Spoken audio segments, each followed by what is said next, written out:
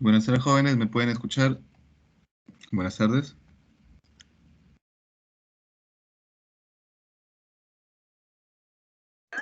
Sí, profesor, buenas tardes. Buenas tardes. A ver, el día de hoy vamos a continuar desde donde nos habíamos quedado del tema 9. Me parece que les había enviado la información también para que lo vayan revisando, así que no creo que sean ajenos a lo que vamos a ver.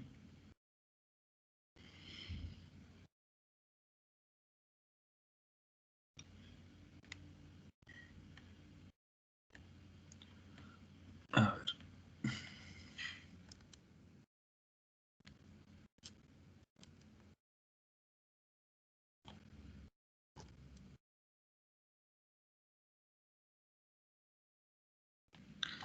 A ver, ¿pueden observar? ¿Se puede observar lo que estoy proyectando? Sí, profesor. Muy bien. Se observa. Muy bien. Esa es la proyección de lo que habíamos visto la semana anterior. Esa es la continuación. Entonces, vamos a empezar. Dalia, ¿puedes leer, por favor? Sí, profesor, buenas tardes. Buenas tardes. División de las tareas. Cuando el tiempo requerido para una tarea es mayor al tiempo del ciclo de la estación de trabajo. Las posibilidades de incluirlos son dividir la tarea, compartir la tarea, utilizar estaciones de trabajo paralelas, emplear el trabajador más capacitado, trabajar horas extras o rediseño. Ok, gracias. A ver, entonces aquí lo que nos menciona es lo que se podría hacer, nos da algunas opciones, algunas alternativas para poder reducir el tiempo de ciertas etapas o el tiempo de ciertas estaciones que exceden el TC. Recordemos que el TC es el tiempo de ciclo, que era el tiempo promedio para la elaboración de una unidad de producto. Más adelante veremos un ejemplo donde vamos a poder evidenciar una de estas opciones, sobre todo cuando se habla de compartir la tarea. A ver, continuemos. Por favor, Laura.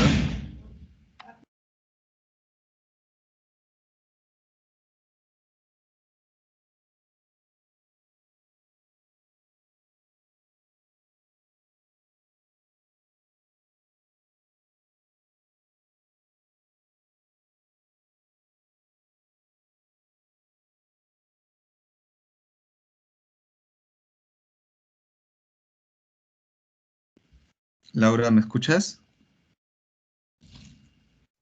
Sí, profesor, buenas tardes. Buenas tardes. ¿Puedes continuar, por favor? Ok. Distribución en línea flexibles y en línea con forma de U. Este tipo de distribución permite abordar los problemas de las líneas de ensamble, de tiempos desiguales de las estaciones de trabajo. Esta distribución se ejemplifica en la siguiente imagen.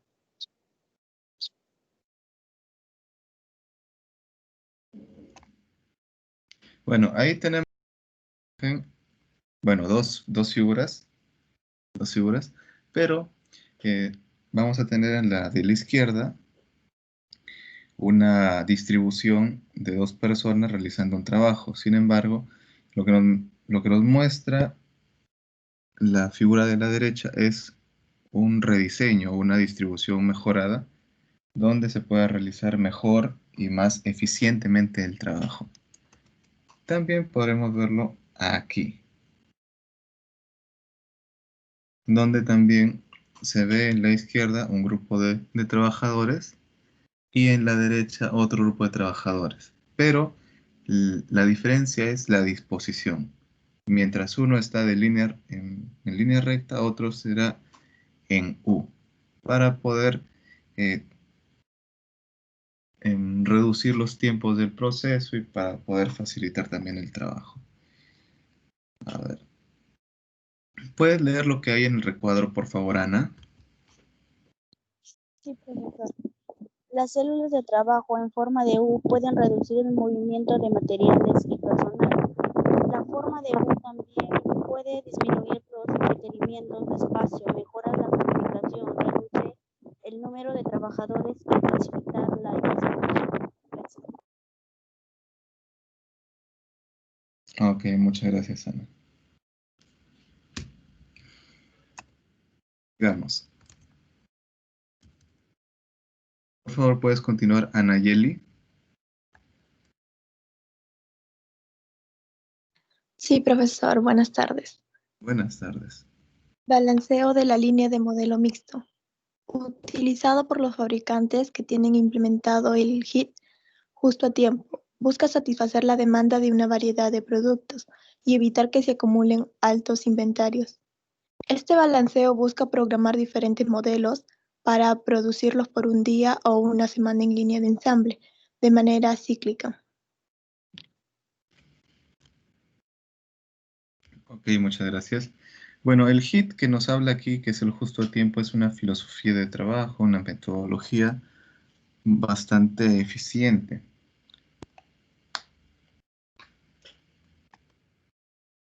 A ver, ahora sí vamos a ir a la parte 2 y para ello, Sarita, ¿puedes continuar? Sí, profesor, buenas tardes. Balance o balanceo de línea. Enfoque matemático. El balance o balanceo de línea es una de las herramientas más importantes para el control de la producción, dado que de una línea de fabricación equilibrada depende la optimización de ciertas variables que afectan la productividad de un proceso. Variables tales como son los inventarios de producción en proceso, los tiempos de fabricación y las entregas parciales de producción.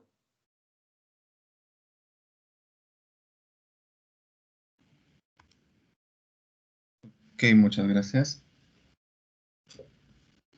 Bueno, entonces aquí veremos ya un enfoque un poco más matemático, aunque decirlo matemático será más por el tema de la comparación que se puede realizar de las interacciones y teniendo como valores comparativos las eficiencias o porcentaje de balance, como lo vamos a ver más adelante, y la cantidad también de trabajadores, así como los costos, el costo unitario del producto.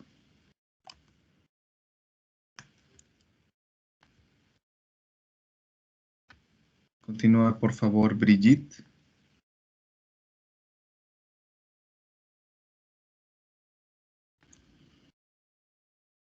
Buenas tardes, profesor. Buenas tardes.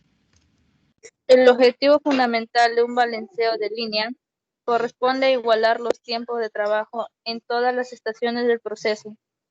Establecer una línea de producción balanceada requiere de una juiciosa consecución de datos, aplicación teórica, movimiento de recursos e incluso inversiones económicas.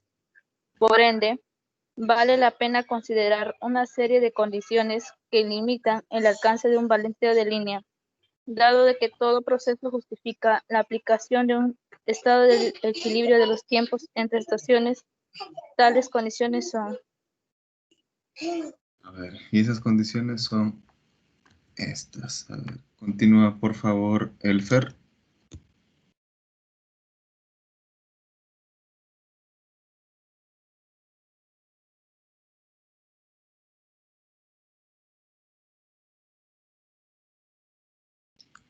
Elfer.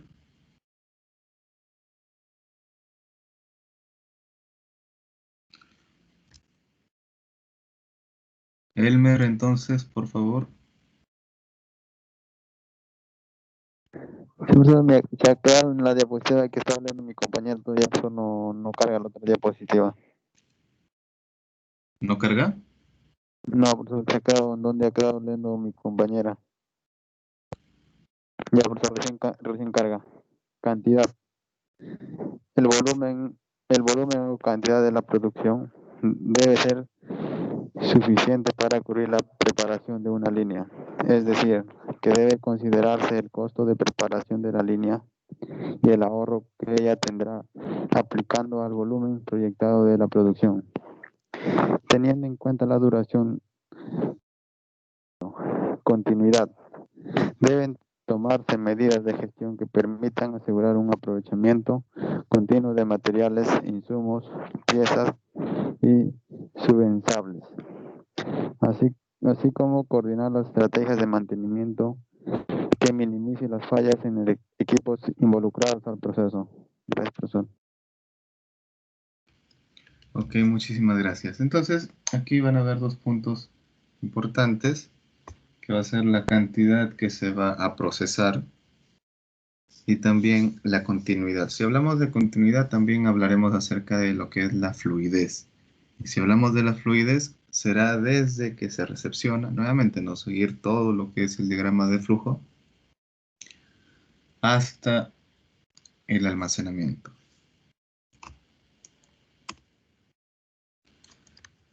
Continuamos. Flavia. Sí, profesor. Línea de fabricación y línea de ensamble. Detrás de las líneas de producción susceptibles de un balanceo se encuentran las líneas de fabricación y las líneas de ensamble. La línea de fabricación se encuentra desarrollada para la construcción de componentes, mientras la línea de ensamble se encuentra desarrollada para juntar componentes y obtener una unidad mayor. Ok, gracias. Pero cuando hablamos de fabricación y ensamble, se puede hablar tanto de lo que son los procesos alimentarios de elaboración de alimentos, así como los procesos industriales, donde va a seguir una serie de etapas para poder obtener un producto terminado complejo. Recordemos también que si hablamos de complejidad, hablaremos también de cantidad de ingredientes o cantidad de materias primas o cantidad de insumos. Y cada una de las etapas u operaciones que se van a dar para poder transformarlos. Continúa, por favor, Yerli. Ya, profesor. Está medio movido la diapositiva. ¿Ya? Esperaré un poquito, profesor. ¿Ya?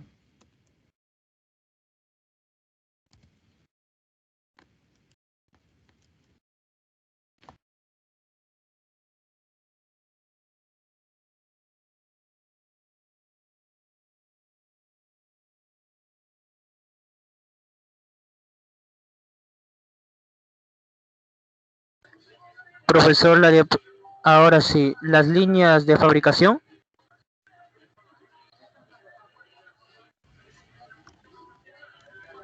Profesor. Sí.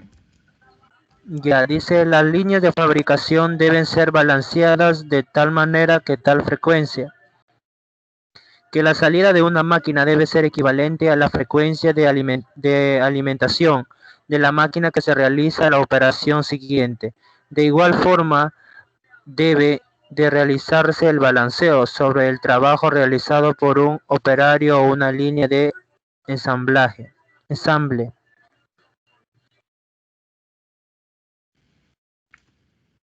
Muchas gracias.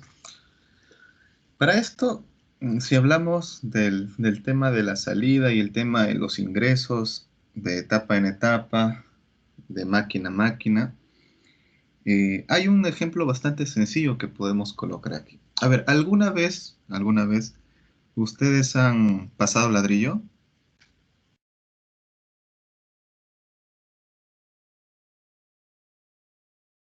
¿Hola? Sí, profesor. Muy Sí, bien, profesor.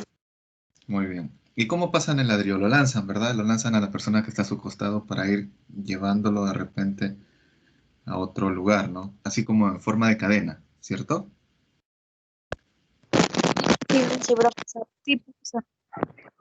Y la otra forma es de repente metiéndolo dentro de un saco y llevándolo hasta a, a pisos elevados, posiblemente. O también, bueno, hay varias formas. Pero vamos a centrarnos en ese primer ejemplo. Entonces, cuando nos dice que deben ser balanceadas de tal manera que la frecuencia de salida de una máquina debe ser equivalente a la frecuencia de alimentación de la máquina que realiza la operación siguiente, es como si ustedes estarían pasando los ladrillos y en el momento que ustedes pasan, ustedes giran a la derecha, ¿no?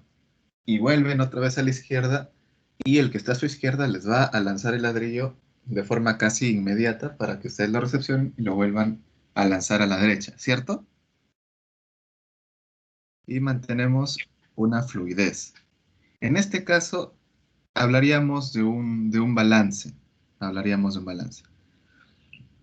Porque estaríamos manteniendo la frecuencia. Sin embargo, ¿qué pasaría si ustedes lanzan el ladrillo a la derecha, voltean a la izquierda y tienen que esperar 1 minuto, 2 minutos, 3 minutos? Imagínense que tienen que esperar 5 minutos y a los 5 minutos recién les lanzan el ladrillo.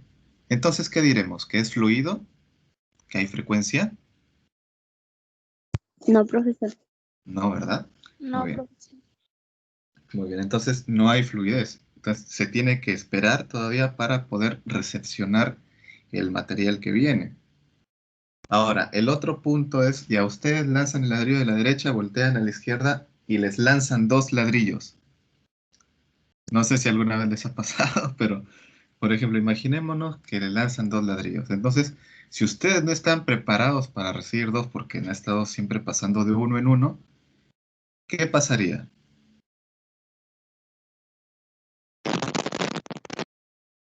Dejamos caer uno, no sé. Claro, posiblemente se deje caer uno, ¿verdad? Uno no se va, no se podría abastecer. Claro, no se podría abastecer para poder recepcionar ambos, a menos que haya práctica ya con anticipación y se pueda recibir con las 2 manos o abrazándolos, ¿no? Entonces, eso es a donde quiero llegar, que la frecuencia se va a perder, ya sea por una escasez de alimentación o una sobrealimentación de materiales a las etapas. ¿Me dejé entender con el ejemplo?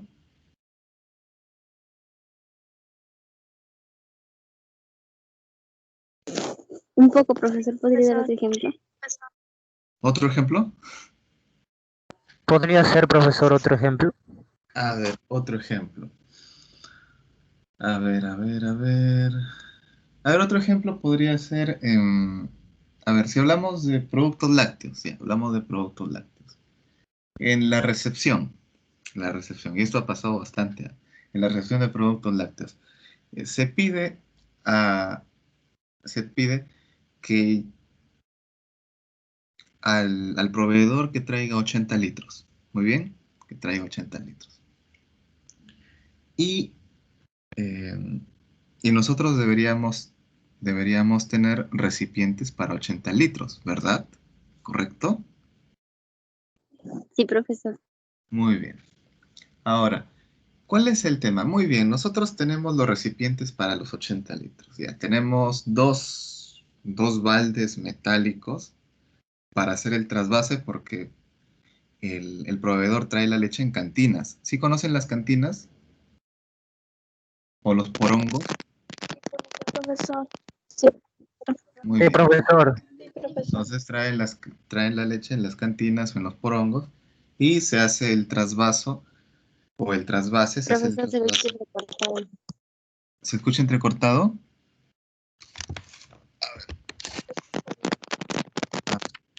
Sí, Vamos a profesor. ver si podemos mejorar la conectividad.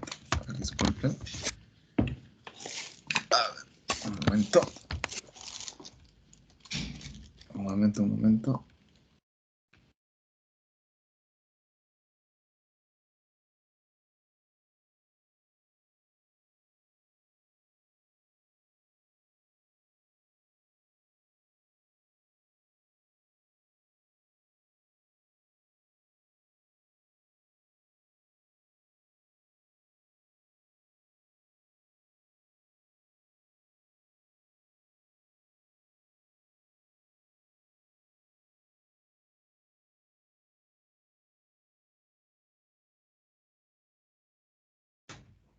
A ver, ¿ahora me escuchan mejor?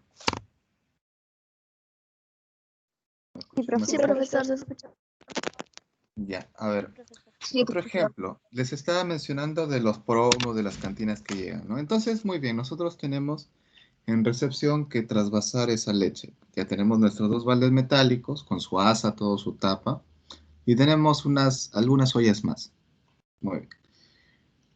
Ahora, como tenemos que preparar todavía, acondicionar el ambiente de trabajo, para evitar cortar la cadena de frío, lo que hacemos es guardar esta leche dentro de un congelador o un refrigerador. Entonces, ¿el congelador o refrigerador debería tener la capacidad de esos 80 litros? ¿Sí o no? Sí, profesor. Sí, Muy bien. profesor. Ok. Entonces, sí hay la capacidad y se guarda para evitar que se deteriore la leche, la materia prima. Sin embargo, luego cuando ya empezamos a procesar, nos damos cuenta, bueno, como ejemplo, ¿no? Uno de repente se puede dar cuenta, pero no tenemos suficientes ollas para poder, para poder procesar esos 80 litros eh, de manera total en un primer momento. Por ejemplo, podríamos decir eso, ¿no? Entonces ahí ya estamos perdiendo la frecuencia, porque decimos no nos abastecemos con ollas. Otro caso, de repente sí nos abastecemos con ollas, pero solamente tenemos una sola cocina. Entonces estamos nuevamente perdiendo la frecuencia porque la siguiente etapa a la recepción o a la refrigeración de la leche no, no se abastece, no se abastece, faltan máquinas, por ejemplo, mencionar. Y la otra opción que sería la opción, la mejor, de repente es, muy bien, no tenemos ollas, pero tenemos marmita. Y nuestra marmita sí tiene la capacidad de 80 litros. Entonces, una vez que ya hemos acondicionado todo, se coloca toda la leche dentro de la marmita para poder procesar. Ahora, si es que nosotros decidimos, muy bien, eh, vamos a elaborar más producto. Ah, ya, genial. Entonces, digamos 160 litros. Ya.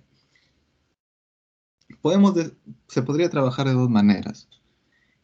Una sería que primero recibamos los 80 del proveedor y más tarde, por ejemplo, después de una hora y media que ya se terminó de procesar la primera bachada de leche, que llegue la segunda bachada de leche a planta, ¿no? Pero eso no lo recomiendo demasiado porque posiblemente pueda llegar un poco deteriorada esa leche. Por eso cuando se estilaba a procesar lácteos, siempre se trataba de que estos lácteos se procesen lo más temprano posible. Lo más temprano posible. La otra opción sería, muy bien, si es 160 litros, ya llegan al inicio. Y se tendría que analizar anteriormente si tenemos la cantidad de recipientes para poder recepcionar esos 160 litros de una. Y también ver si dentro del refrigerador o la congeladora hay la capacidad para poder mantener la cadena, para poder mantener la frecuencia y poder mantenerlo ahí hasta que terminemos la primera bachada y sigamos con la segunda bachada. Para que todo se dé de forma armónica, para que todo se dé de forma correcta y evitar eh, pérdidas de tiempo y evitar sobre todo el deterioro de la materia prima. Se deterioró la materia prima, ya no se puede hacer nada. Si queríamos de repente elaborar manjar blanco, por ejemplo, ¿no? Entonces ya no podemos. Ya no se podría, sería demasiado complicado. Aquí se entendió un poco mejor. Sí, profesor. Sí, Ya, a ver, sí, vamos a profesor. continuar. Muy bien. A ver, ¿dónde nos quedamos? Nos quedamos, creo, en Yearly. A ver, Daniela, continúa, por favor. En la práctica es mucho más sencillo balancear una línea de ensamble compuesta por operarios, dado que los cambios suelen aplicarse con tan solo realizar movimientos en las tareas realizadas por un operario a otro. Para ello también hace falta que dentro de la organización se ejecute un programa de diversificación de habilidades para que en un momento dado un operario pueda desempeñar cualquier función dentro del proceso. Por otro lado, el ritmo de las líneas de fabricación suelen ser determinado por los tiempos de la máquina y se requiere el desarrollo ingenieril o cambios mecánicos para facilitar un balanceo. Ok, muchas gracias. Muy bien, acá lo que menciona es que es más fácil realizar el balance cuando se trabaja con personas que realizan el trabajo y que a veces es un poquito más difícil de repente ver eh, el tema de las distribuciones si es que hablamos de máquinas, que sería un poquito más tedioso, porque las personas, bueno, le dice si uno realiza una distribución de personal, entonces las personas mismas se van a mover y además te van a entender. En cambio, las máquinas uno tiene que estar moviéndolas y de repente también tiene que estar calibrándolas muy bien. Entonces, ¿cómo hacemos para el tema de la velocidad? Aumentar velocidad, reducir velocidad de las máquinas y todo un tema. A ver, aquí tenemos algunas operaciones o algunas ecuaciones que nos van a ayudar a poder determinar ciertos aspectos para poder ir mejorando el método del balance de línea. No todos van a ser, quizá por decirlo así, sumamente importantes,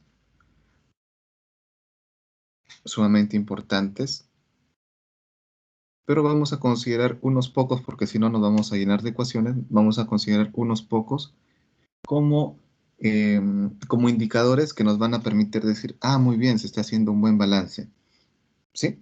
Que se está mejorando el balance, que se está aumentando la eficiencia del balance. Entonces, el primero de ellos va a ser número de operarios. Ahí vamos a ver bastante cómo va el balance respecto a la cantidad de personas que se van a requerir para el proceso. Vamos a hablar también del porcentaje de balance que va a ser la eficiencia. Vamos a ver también lo que son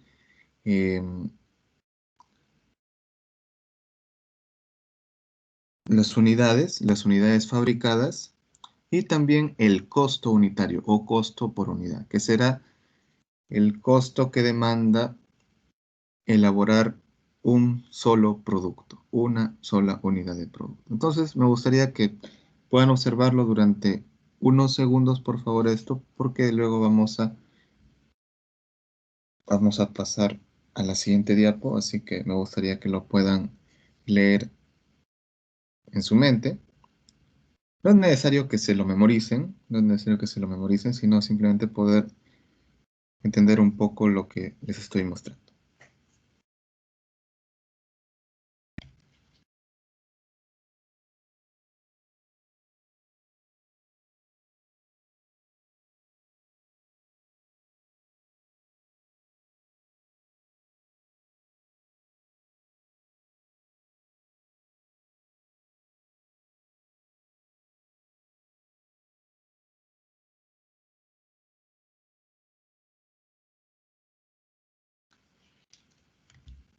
Muy bien, continuamos.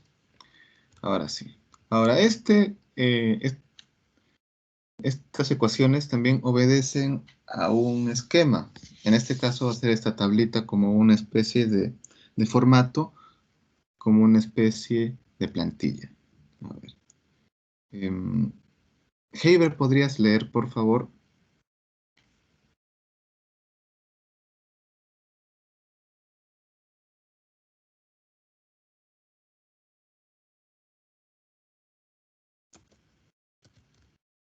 Heiber.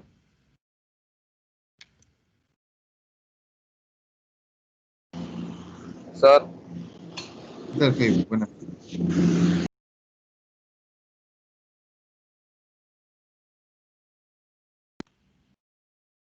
¿Me escuchas?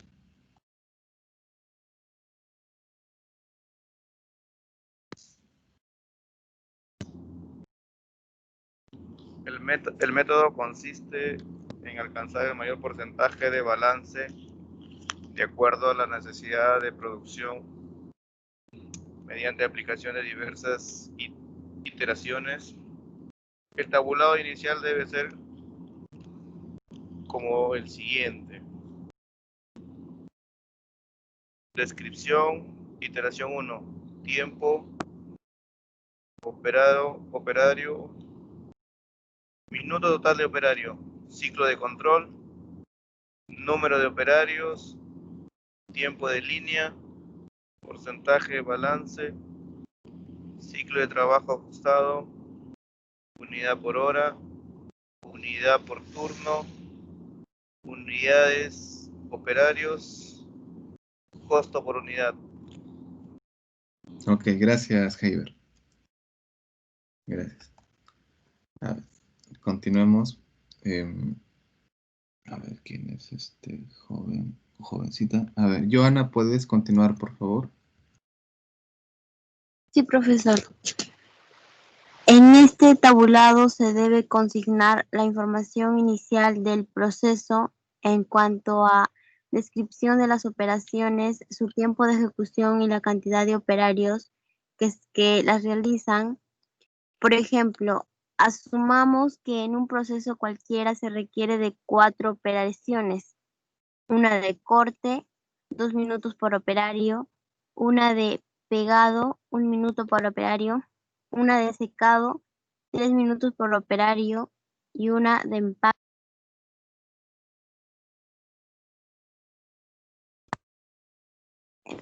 0.5 minutos por operario. El proceso inicialmente se lleva a cabo con 4 operarios.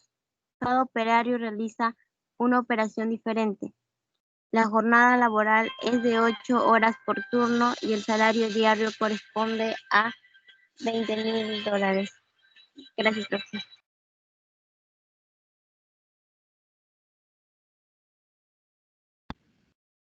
Gracias, muchas gracias. A ver, aquí, bueno, no le vamos a llamar dólares porque un salario diario de $20,000 a quien no le gustaría tener, ¿no? Le vamos a poner 20,000 pesos. 20,000 pesos, que es bastante menos, ¿no? Ahora, aquí ya nos mencionan ciertas etapas de los procesos y también nos indican la duración, lo que toma realizarlos. Entonces tenemos acá nuestro tabulado. A ver, tenemos las cuatro etapas, o 4 operaciones, y tenemos también un operario para cada una. Y el tiempo, ¿no? La duración que toma cada operario para realizar la operación o para realizar la etapa. Lo que vemos ya en la mano derecha, en la tabla, es el consolidado de información calculada. Cuando nos habla de minuto total de operario, vamos a entender que es la suma de todos los tiempos. Cuando hablamos de ciclo de control, ojo, no estamos hablando de tiempo de ciclo, sino estamos hablando de ciclo de control. En este caso vamos a colocar el tiempo el mayor tiempo o la etapa que tiene mayor duración. En este caso, obviamente, es el secar, ¿no? Secar, 3 minutos. Número de operarios, 4. Tiempo de línea, 12. Tiempo de línea, 12. Porcentaje de balance, 54.17%. Ciclo de trabajo ajustado sería nuevamente la etapa de mayor duración, 3 minutos. Unidad por hora 20, unidad por turno 160. Entonces se asume que el turno tiene 8 horas. Unidades por operario 40, es decir, se elabora o se fabrica 40 unidades por operario. Costo por unidad 500. Costo por unidad 500 pesos, ¿no? 500 pesos por unidad. Entonces recordemos estos valores un poco. Y vamos a ver, ya les había mencionado que debemos centrarnos un poco más en lo que es el balance y lo que es costo por unidad, sobre todo. y también número de operarios. A ver, continuamos. ¿Puedes leer, por favor, Julio?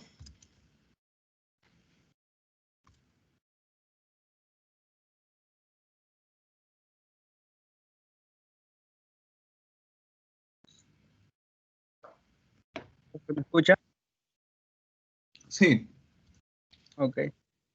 El anterior tabulado corresponde a nuestra primera iteración. Con ella podemos apreciar que el ciclo de control equivale a la operación de secado, 3 minutos.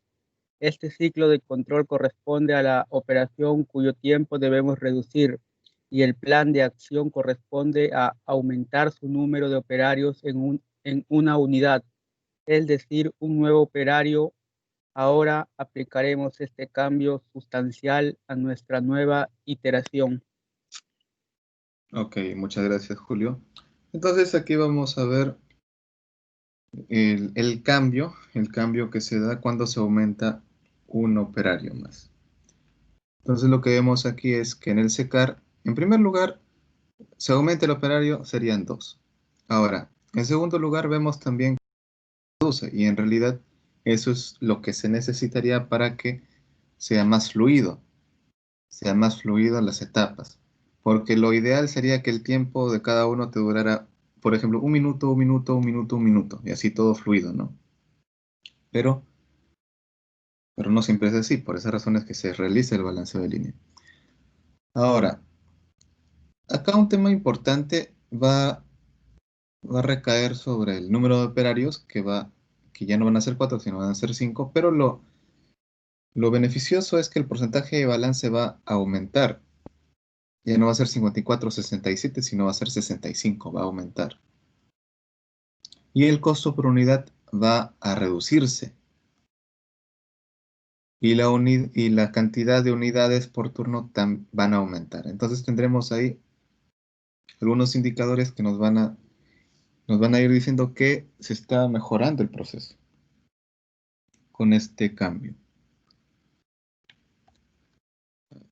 Continúa, por favor, Leti.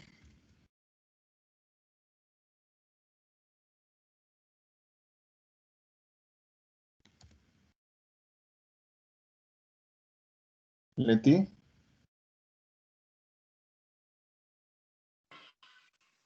escucha, profesor? Un poco bajo. ¿Me escucha? Un poco bajo, Leti, te escucho. Ahora, profesor, ¿me logra escuchar? Un poco mejor. Ya. En esta segunda iteración podemos observar cómo nuestro tiempo de secado disminuye a la mitad, motivando por el aumento en el número de operaciones que realiza esta operación. Si decidiéramos optar por esta configuración de trabajo, tendríamos un balance del 65% del proceso. Ahora nuestro ciclo de control varía, dado que el proceso que presenta el mayor tiempo de ejecución es el corte, 2 minutos. Nuestro plan de acción será aumentar su fuerza laboral como un operario sobre la operación. De esta manera, nuestro tabulado sería iteración 3. Gracias. Ok, muchas gracias.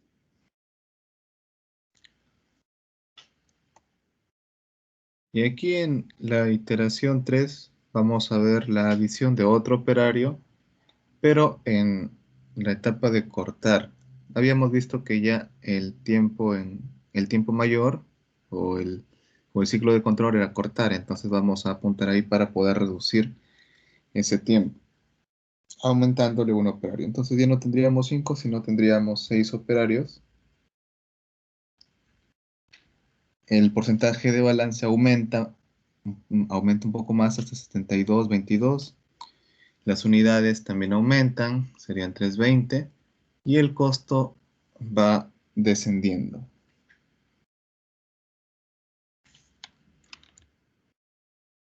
Continúa, Maricielo. En esta iteración podemos apreciar los mismos cambios que presentamos en el tabulador. Nuestro balanceo equivale al 72,22% y cuando determinamos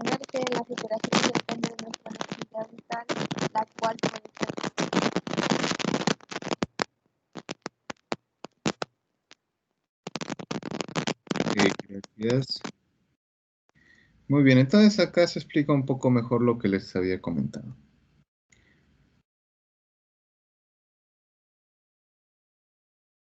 A ver, ¿quiénes son estos jóvenes? Miguel, ¿podrías leer, por favor?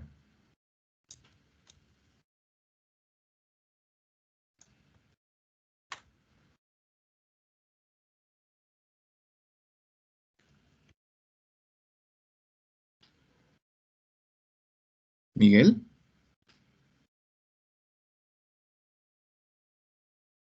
Sí, profesor, no me cargaba la imagen.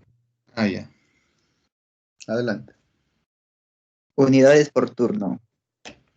Dependiendo si tenemos una demanda establecida en un plazo determinado. Costo por unidad.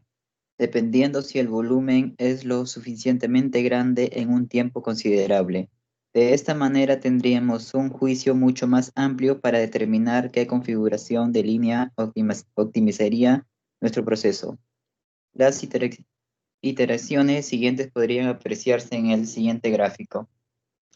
Ok, gracias, Miguel. Bueno, acá nos indica dos de los indicadores que estábamos viendo, lo cual también nos va a ir mostrando cuál sería la decisión o la iteración, en este caso, si hablamos de la muestra de las tablas, ¿qué sería la más adecuada? Entonces, bueno, ahí vemos ya la iteración 4, la iteración 5, y nos vamos a fijar en la información que tenemos en las tablas inferiores. ¿Y qué vamos a observar ahí? Vamos a observar la cantidad, las unidades por turno que se elaboran, que va en ascenso. Que pasa de 40 a 48, 53, 68. Sin embargo, en la última iteración se ve reducido. Ah, no, disculpen. Va de 160, 240, 320, 480 y 640 en unidades por turno. Ahora, si hablamos de costos, veremos que va en descenso. Mientras la cantidad de productos va en ascenso, la cantidad del costo va reduciéndose. Estamos hablando de costo unitario. Sin embargo, el costo sufre una subida para la última iteración respecto a la cuarta. Pero ya vamos a ver más adelante qué es lo que se observa más respecto al balance incluso también. Respecto al balance también va en aumento, sin embargo también, al igual que el costo unitario, sufre una caída en la última iteración, la iteración 5. Y para culminar con la vista de esa tabla, veamos también el número de operarios, donde observaremos que va en aumento, ¿no? Porque la metodología que se había escogido es ir aumentando operarios para poder distribuir la carga laboral. 4, 5, 6, 7, 10, ¿no?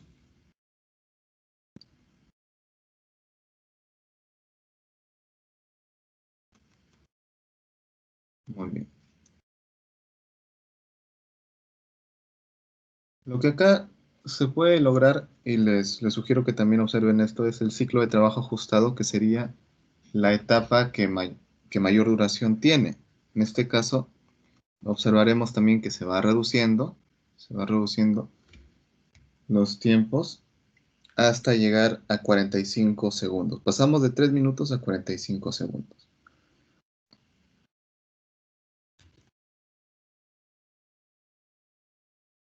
En las siguientes iteraciones vamos a observar la iteración 6, 7, 8, 9, 10, 11 y 12. ¿Y qué observamos aquí? Observamos que cada vez hay más operarios, 11, 12, 13 hasta 20, ¿no? Veremos también que el porcentaje de balance va subiendo hasta la iteración número Número 8. Sin embargo, a partir de la iteración 9, vemos que hay un descenso, es decir, baja la eficiencia o el porcentaje de balance, pero luego vuelve a subir. Entonces habría que preguntarnos qué es lo que pasa, ¿no? Ahora también, respecto a lo que es el ciclo ajustado o el tiempo ajustado, vemos que se va reduciendo aún más, de 40 segundos hasta 20 segundos. Y las unidades producidas van aumentando, 720, 800, 960, sucesivamente. Pero donde quería enfatizar mucho más es sobre los costos unitarios. Ustedes deben saber que las empresas se basan en la eficiencia, pero también se basan en la reducción de los costos para mejorar las ganancias, para que puedan incrementarse las ganancias. En este caso, los costos van a tener su pico más bajo en la iteración 8 y luego van a ir subiendo o van a ir bajando, pero no más abajo que esta iteración. A ver, vamos a leer esto.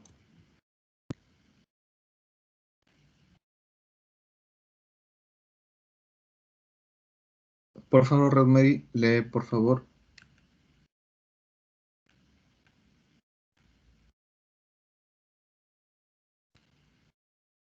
Rosemary. Sí, profesor. En él podremos observar cómo la octava iteración presenta el mayor porcentaje de balance y por ende el menor costo por unidad. En el siguiente gráfico observaremos el comportamiento de los costos a medida que aumente el número de operarios. No siempre el mayor número de operarios representa el menor costo unitario. Muchas gracias. Muy bien, entonces nos quedamos con esta frase. No siempre el mayor número de operarios representa el menor costo unitario. Muchas veces nos regimos mucho a lo que es el costo unitario, porque es lo que va a representar el dinero que va a egresar, que va a salir de la empresa. Y aquí vemos una representación como una línea, como una curva, si gustan decirle mejor, de lo que es el costo unitario versus el número de operarios. Y también donde encontramos el punto más bajo respecto a lo que es el costo unitario en este diagrama de dispersión o en este, o también si quieren llamarle plano cartesiano. Está ahí señalado con una circunferencia blanca, con un círculo blanco. ¿Alguna pregunta hasta aquí?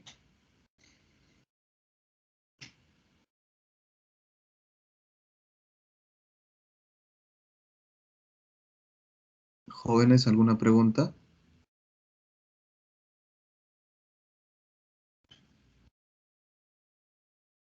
No, ninguna, profe. Ya, ok, gracias.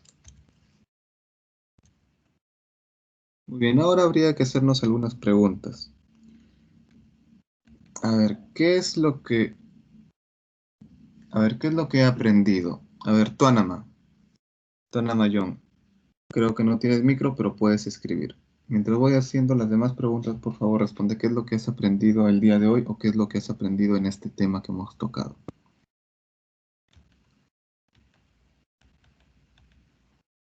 A ver, Elfer, de repente también tienes problemas con tu micrófono, pero por favor, me gustaría que me contaras, que escribieras en el chat qué dificultades has tenido el día de hoy.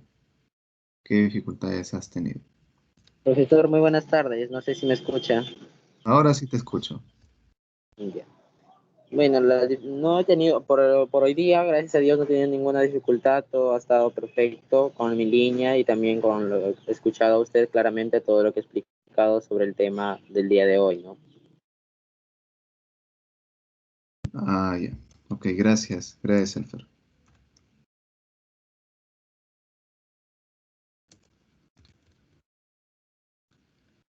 A ver, Tonama, te seguimos esperando mientras vamos preguntando. A ver, ¿te es útil el nuevo aprendizaje o lo que hemos visto el día de hoy, Dalia?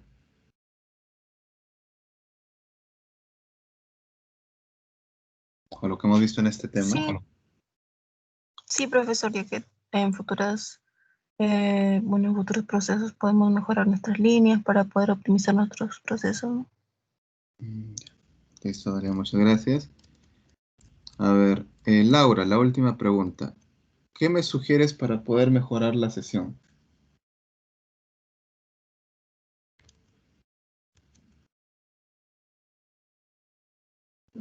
Laura,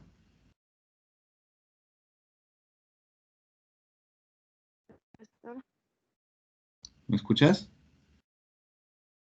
Sí. Ah, ya, muy bien. Responde, por favor, la pregunta.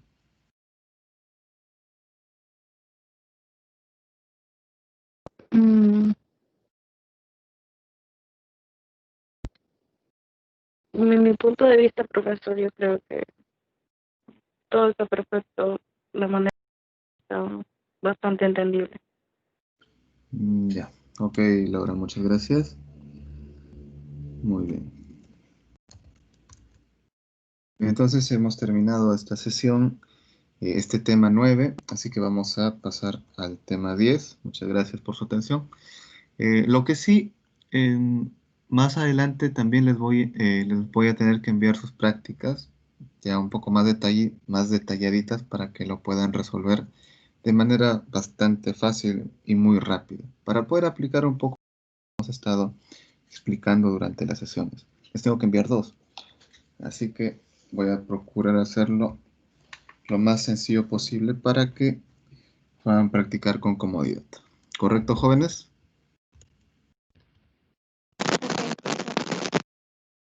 Ya, profesor. Sí, profesor. Muy bien.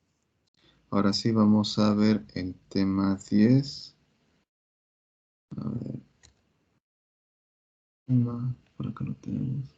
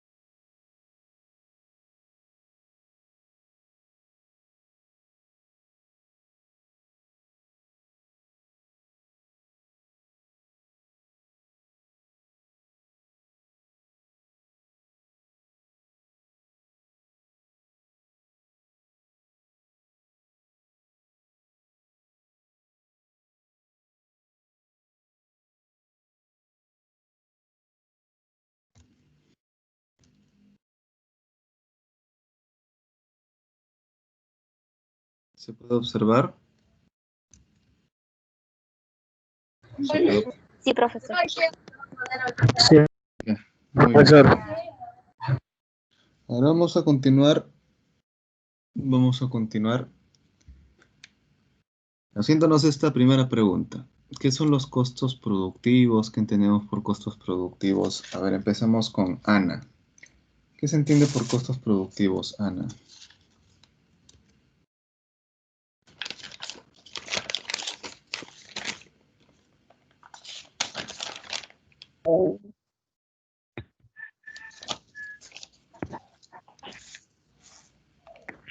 Profesor, son los gastos necesarios para un procesamiento, más para el funcionamiento de un procesamiento.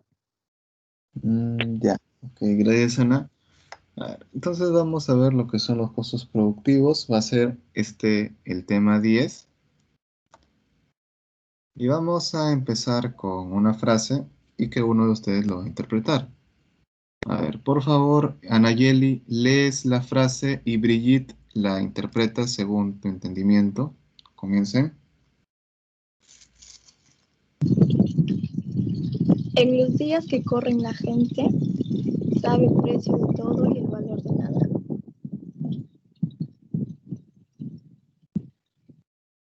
Gracias, Brigitte.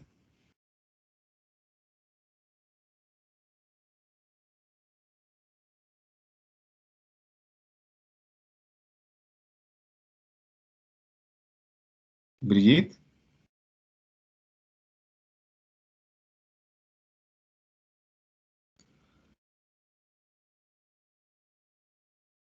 O Sarita.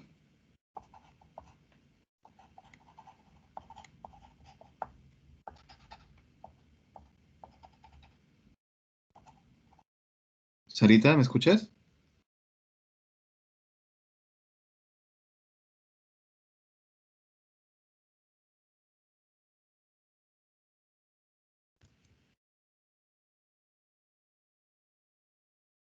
Hola, ¿se me escucha?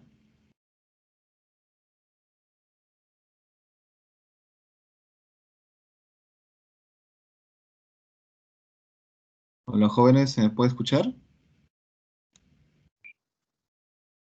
Sí, profesor. Profesor, sí lo Muy bien, escuchamos. gracias. A ver, Sarita, ¿podrías dar tu comentario acerca de esta frase?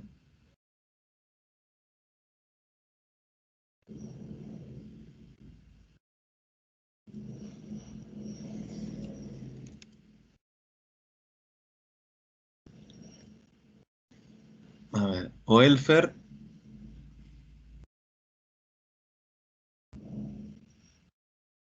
Profesor, muy buenas tardes. ¿Qué tal?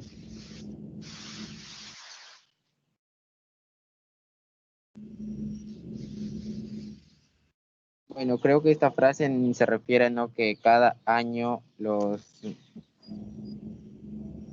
precios aumentan y también la gente se da cuenta de lo que es la economía cada vez sube más, ¿no? Es lo que puedo entender sobre la frase. Ya, gracias, Elfer. Muy bien, entonces vamos a empezar con definir lo que es el costo.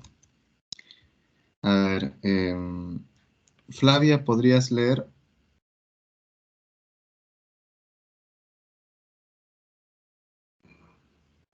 Sí, profesor.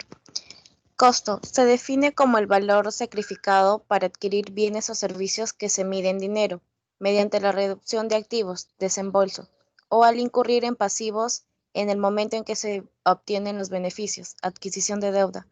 Bajo este prisma hay que analizar dos tipos de costos. Muy bien, y vamos a ver los dos tipos de costos.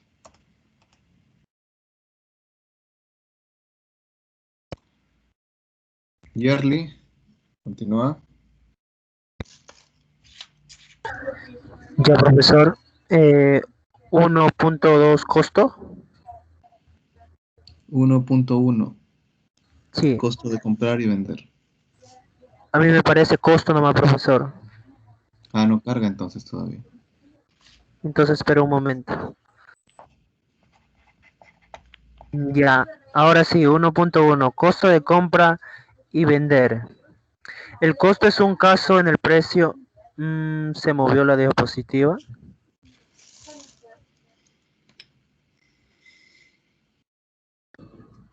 El costo es un caso en el precio neto de comprar que se cancela un determinado bien, sumando los desembolsos necesarios, generalmente fletes, hasta que sea puesto a la venta. Un ejemplo de estos tipos de costo es de un supermercado que se realiza operaciones de compra-venta. Gracias.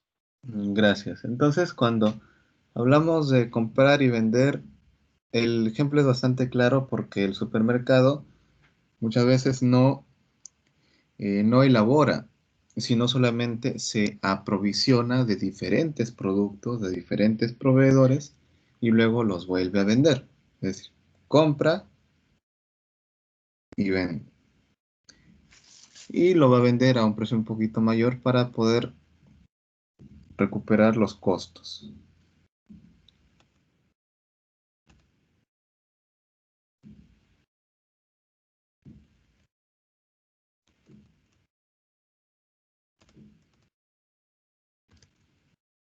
A ver, continuamos.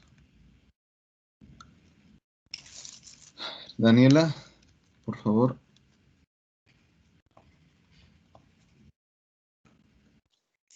No me aparece la diapositiva, profesor.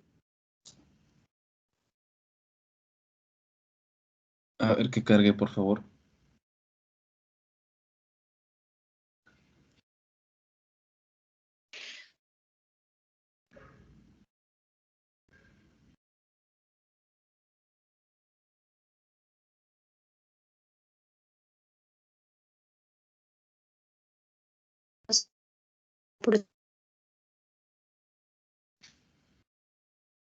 Daniela.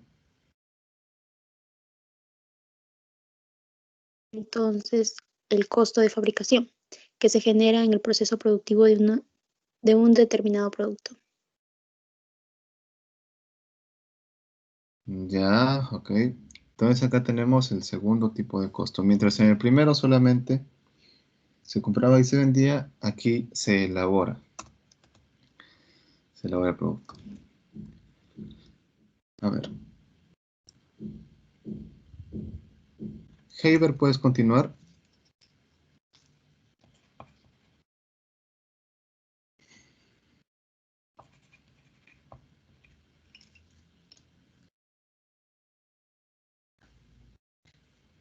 Heiber. Elemento de... Sí.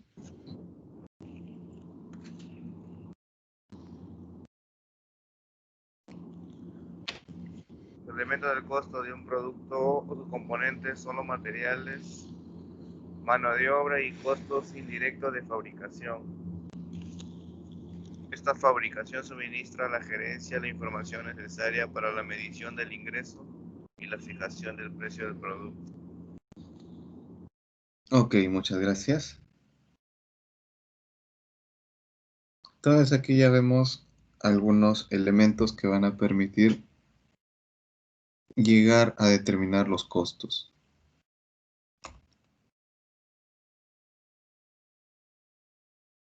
Continúa, por favor, Joana. 2.1 Materiales. Son los principales recursos que se usan en la producción. Estos se transforman en bienes terminados con la adición de mano de obra directa y costos indirectos de fabricación. El costo de los materiales puede dividirse en materiales directos e indirectos de la siguiente manera. Ok. Continúa, por favor, Julio.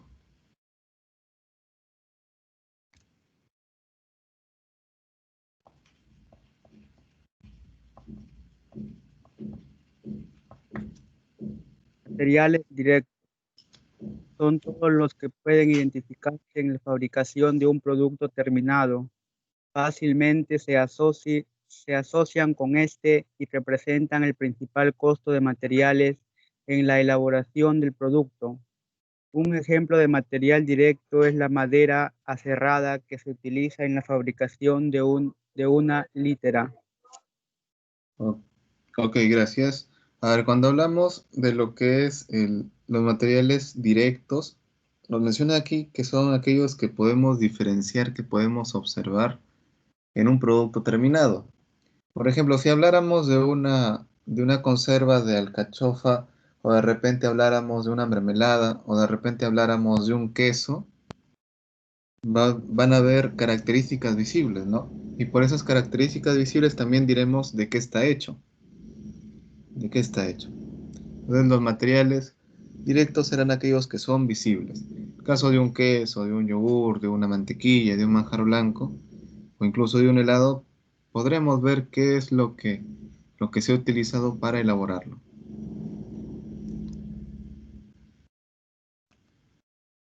Continúa, Leti.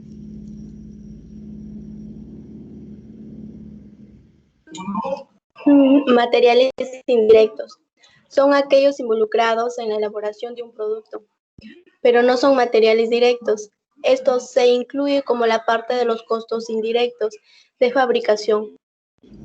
Un ejemplo es el pegamento usado para construir una litera. Gracias. Ok, muchas gracias. Entonces, cuando hablamos de materiales indirectos, no necesariamente van a ser aquellos que se van a apreciar en el producto final, sino aquellos que van a brindar ciertas características. Ciertas características.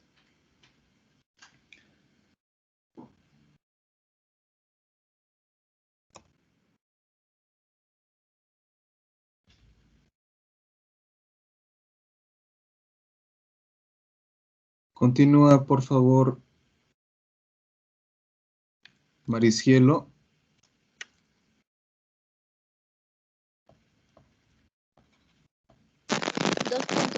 Mano de obra. Es el esfuerzo físico o mental empleado en la fabricación de un producto.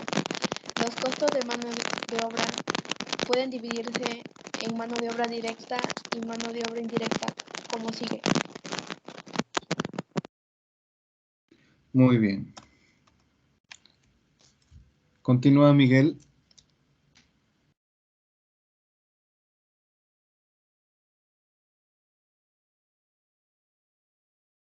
Miguel.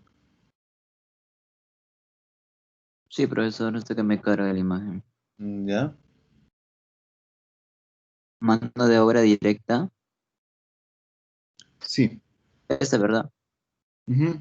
Es aquella directamente involucrada en la fabricación de un producto terminado, que puede asociarse con este con facilidad y que representa un importante costo de mano de obra en la elaboración del producto. El trabajo de los operadores de una máquina en una empresa de manufactura se considera mano de obra directa o persona que pule la madera y ensambla la litera. Ok, muchas gracias, Miguel. Muy bien, entonces acá en este caso la mano de obra directa van a ser aquellas personas, aquellos colaboradores, operarios, que van a intervenir directamente con el producto, es decir, lo van a fabricar.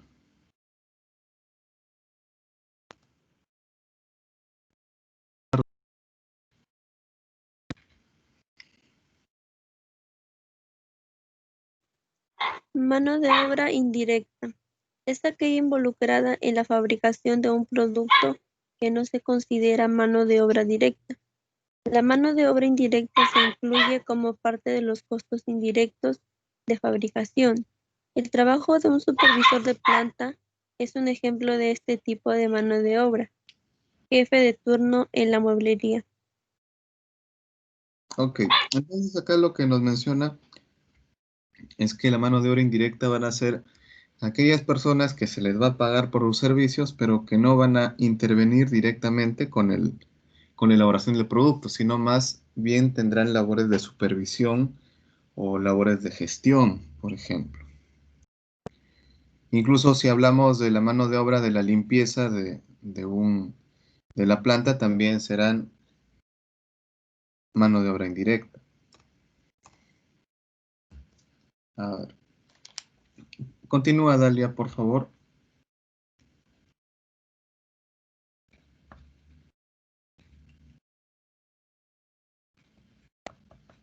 Dalia.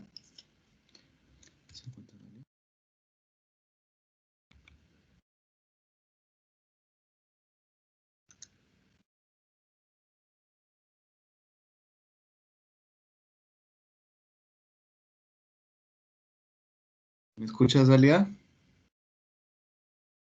Sí, profesor, lo que pasa es que tengo problemas con mi teléfono. Ah, Ya, ya. ¿costos indirectos de fabricación? No. Sí. ¿Sí? Ya. Sí. Costos indirectos de fabricación. A ver, permítame. Ya. Se utiliza para acumular los materiales indirectos, la mano de obra indirecta y los demás costos indirectos de fabricación que no pueden identificarse directamente en el producto final, con los productos específicos. Por ejemplo, de los otros costos indirectos de fabricación son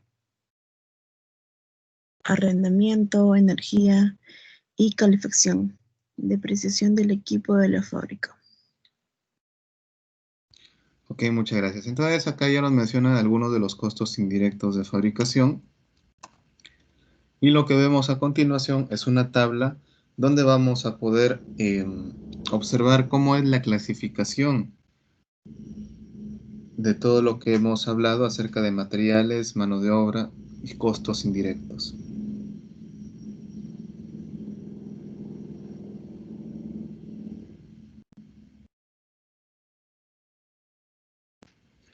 Aquí en este caso se está manejando los...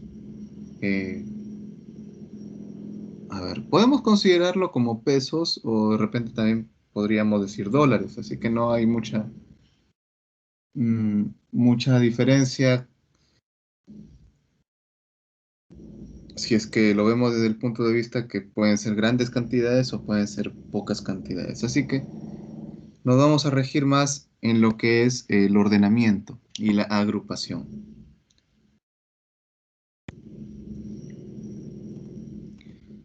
Sigamos. Laura, ¿puedes continuar?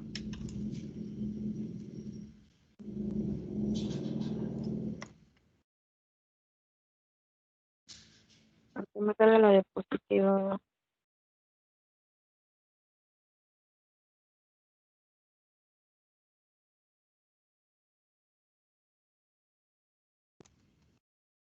A ver, espera, creo que esto está repetido. Costos indirectos de fabricación. ¿Continúo? A ver, aquí está. Mejor esto. Tipos de costos. Sí, porque estaba repetida la diapositiva anterior. 3 tipos de costos.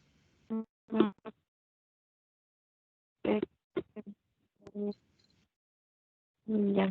Relación con la producción. Los costos pueden clasificarse de acuerdo a la relación con la producción. Esta clasificación está estrechamente relacionada con los elementos del costo de un producto y con los principales objetivos de planeación y control. Las dos categorías, como en su relación con la producción, son los costos primos y los costos de conversión. Ok.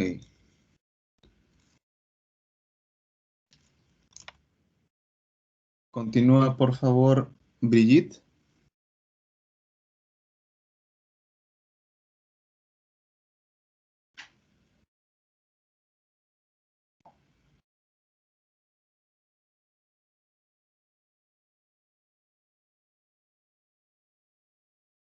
Brigitte.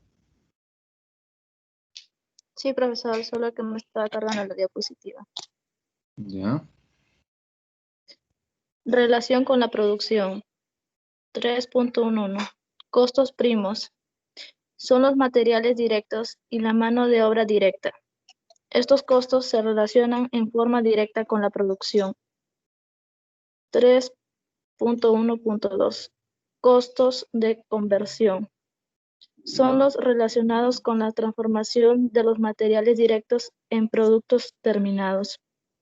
Los costos de conversión son la mano de obra directa y los costos indirectos de fabricación.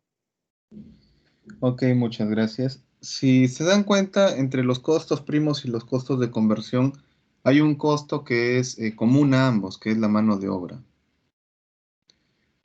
Así que son formas de mencionar los costos, de clasificarlos. A ver, continúa por favor, Ana.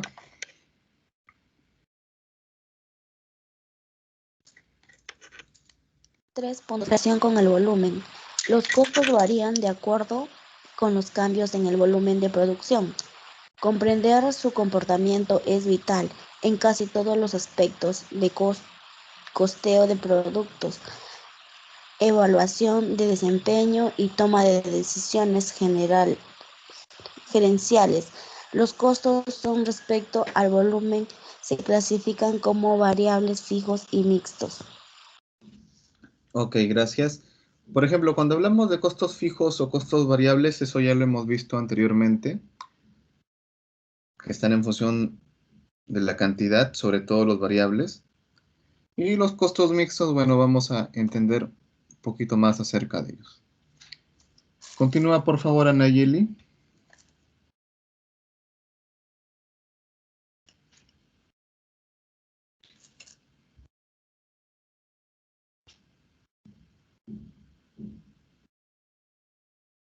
Anayeli, ¿me escuchas?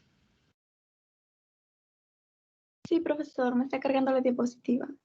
Ya.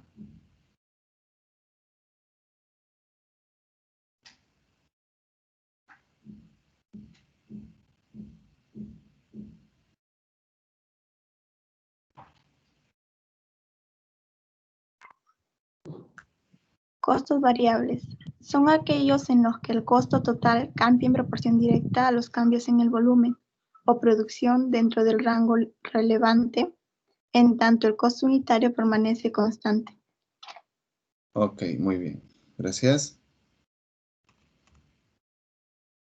Continúa, Elfer.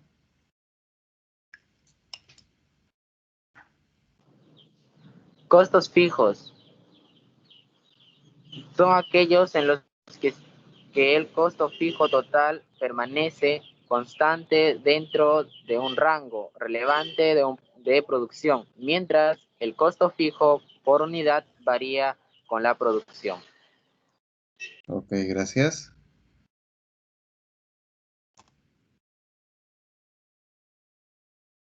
Continúa, por favor, Flavia.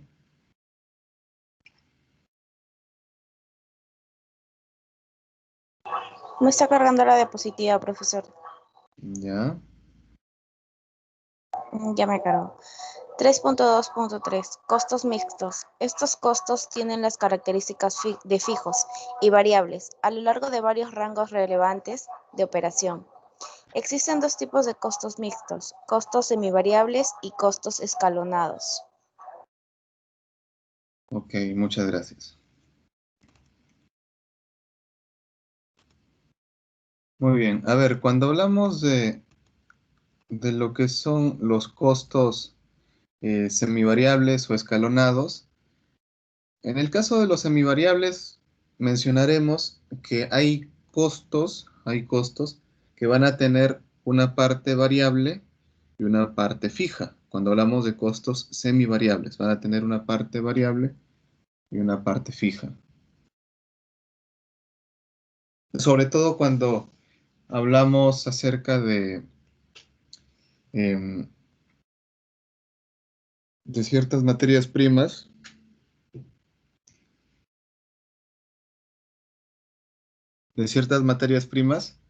em, cuando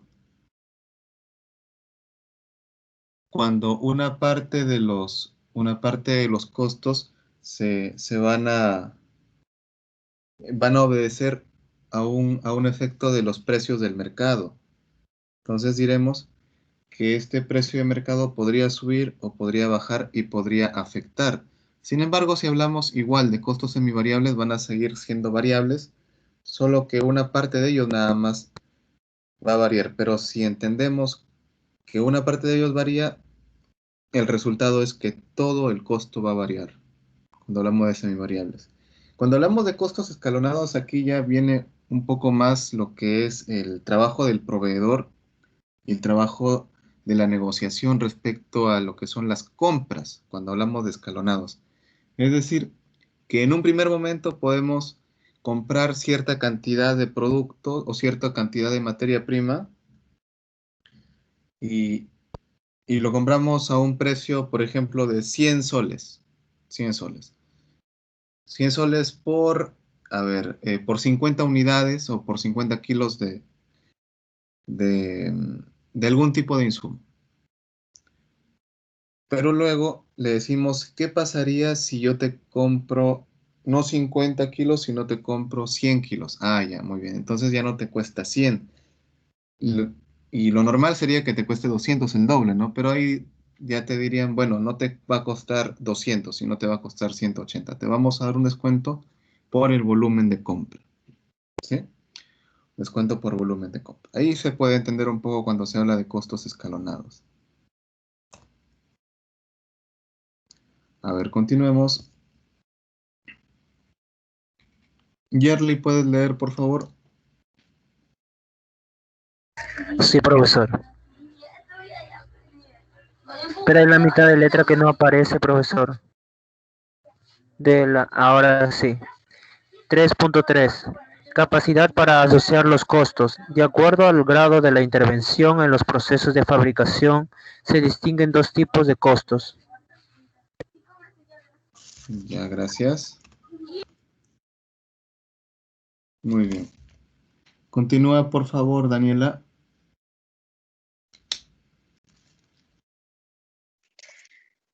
Son aquellos Sí. 3.3 costos directos. Son aquellos que la empresa es capaz de asociar con los artículos o áreas específicas.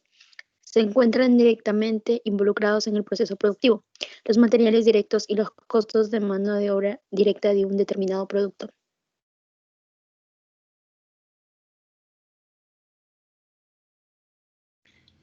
Ya, muchas gracias. Continúa Heiber.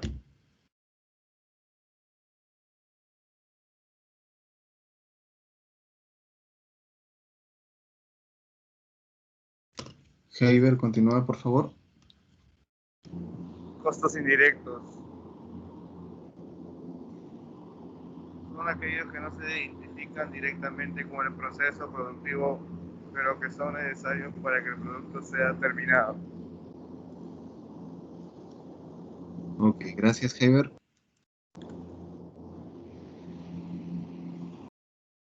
Continúa, por favor, Joana.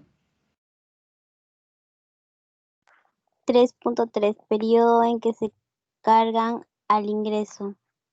También pueden clasificarse sobre la base de cuando se cargan contra los ingresos. Las dos categorías usadas son costos del producto y costos del periodo. Ok, muchas gracias.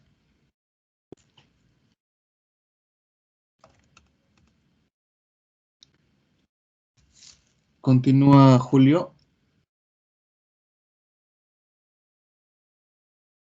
3.3.1. Costos del producto. Son los que se identifican directamente e indirectamente con el producto. Estos son los materiales directos, la mano de obra directa y los costos indirectos de fabricación. Estos costos no suministran ningún beneficio hasta que se vende el producto. Por consiguiente, se inventarían hasta la terminación del producto. Cuando se venden los productos, sus costos totales se registran como gasto, denominado costo de los bienes vendidos, costo de venta. Ok, muchas gracias.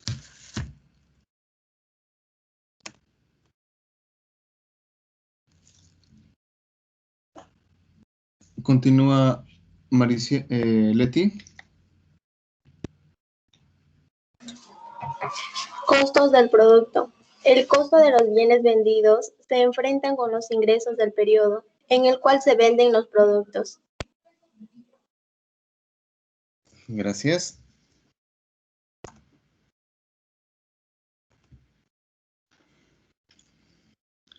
Continúa Maricielo.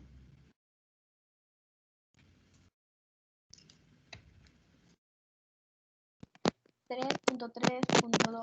Costos del periodo. Estos costos, que no están directamente ni indirectamente relacionados con el producto, no son inventariados.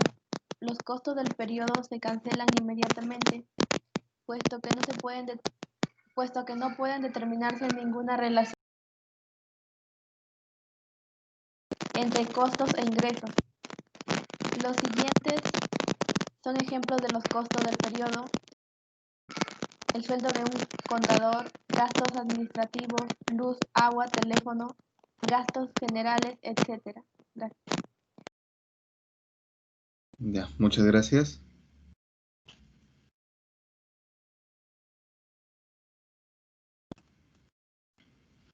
Acá tenemos un esquema donde se relacionan los costos, los tipos que hemos visto anteriormente. A ver, ese sería como un pequeño resumen. ¿Podrías leer, por favor, Miguel?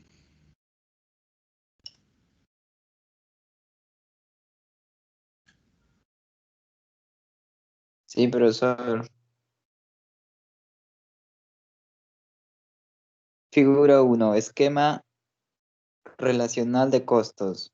Relación con la producción. Costos primos, costos de conservación, de conversión, capacidad para asociar los costos, costos directos, costos indirectos, elementos de un producto, costo de materiales directos, costo de mano de obra directa, costo indirecto de fabricación, periodo en que se cargan al ingreso, costo de los bienes vendidos, costos de venta y generales. Relación con el volumen, costo variable, costos fijos, costos mixtos. Ok, muchas gracias.